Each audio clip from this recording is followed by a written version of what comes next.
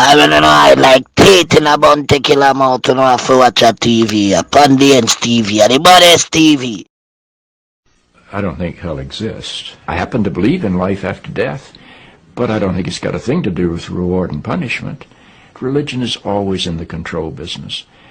And that's something people don't really understand. It's in the guilt-producing control business. And if you have heaven as a place where you're rewarded for your goodness and hell as a place where you're punished for your evil, then you sort of have control of the population.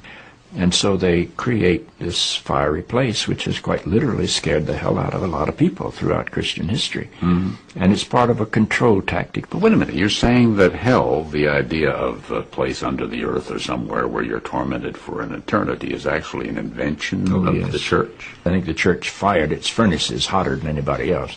But I think there's a sense in most religious life of reward and punishment in some form. The church doesn't like for people to grow up, because you can't control grown-ups. That's why we talk about being born again.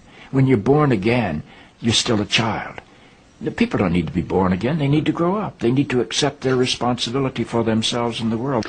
What do you make of the theology, which is quite prominent these days in America, which is that there is one guaranteed way not to go to hell, and that is to accept Jesus as your personal Savior? Yeah, I grew up in that tradition.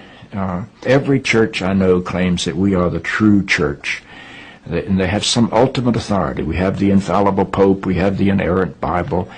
The idea that the truth of God can be bound in any human system, by any human creed, by any human book, is almost beyond imagination for me. I mean, God is not a Christian.